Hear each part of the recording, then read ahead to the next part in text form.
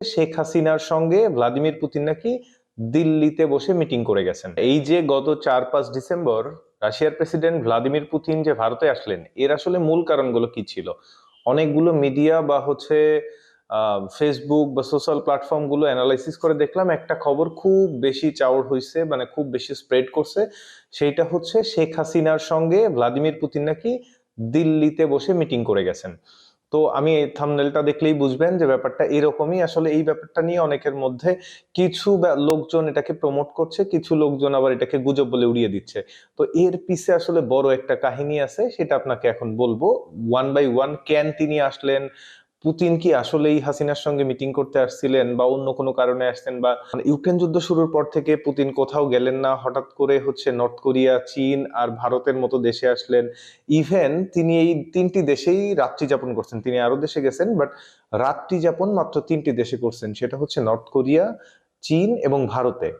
তো প্রথমে আসি শেখ হাসিনার ব্যাপারটায়। শেখ হাসিনার সঙ্গে মিটিং করেছেন ভ্লাদিমির পুতিন, এমন একটা ব্যাপার, এমন একটা গুঞ্জন সোশ্যাল মিডিয়া জুড়ে ছড়াই পড়ছিল, বা কিছু কিছু ইন্ডিয়ার প্রোপাগান্ডা মিডিয়া ছড়াইছিল এই জিনিসটা। সেখানে কিছু লোক বা কিছু ভারতীয় পেইড মিডিয়া, গুজব মিডিয়া ছড়াইছে শেখ হাসিনার সঙ্গে নাকি ভ্লাদিমির পুতিন মিটিং করে গেছেন। মানে ভিউ পাওয়ার জন্য একটা নিউজকে, মানে তিনি যে আসছেন এইটার সঙ্গে আর একটা অবাস্তব কল্পনাকে জুড়ে দিয়ে অতিরঞ্জিত করে কিভাবে ভিউ বাণিজ্য করা যাবে, কিভাবে ইনকাম করা যাবে, এই চিন্তা কিছু লোকের মাথায় থাকে।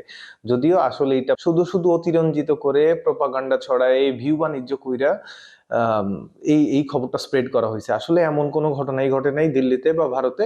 যাই হোক, পুতিন আসলে আসলেন কেন দিল্লিতে বা ভারতে?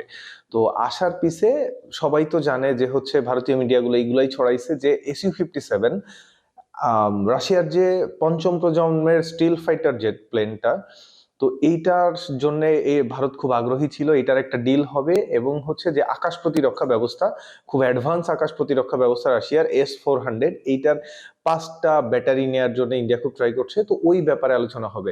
এন্ড অফ দি ডে রাশিয়ার প্রেসিডেন্ট ভ্লাদিমির পুতিনের সঙ্গে তাদের ডিল হয়েছে শুধু বিজনেস ডিল।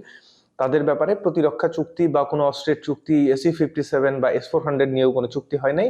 রাশিয়ার প্রেসিডেন্টের সঙ্গে রাশিয়া যেহেতু ইন্ডিয়ার সঙ্গে রুপি রুবেল এক্সচেঞ্জে বিজনেস করে, ট্রেড ডিল করে, তো ওই অনেক রুপি জমা হয়েছিল রাশিয়ার বিজনেসম্যানদের কাছে বা রাশিয়ার কাছে। ওইগুলো আসলে কি করবে রাশিয়া এটা ভেবে পাচ্ছিল না ওই ব্যাপারে ডিল করতে। এবং ওই নর্মালি তেল বেচা কেনার ব্যাপারে কথাবার্তা হয়েছে তাদের মধ্যে।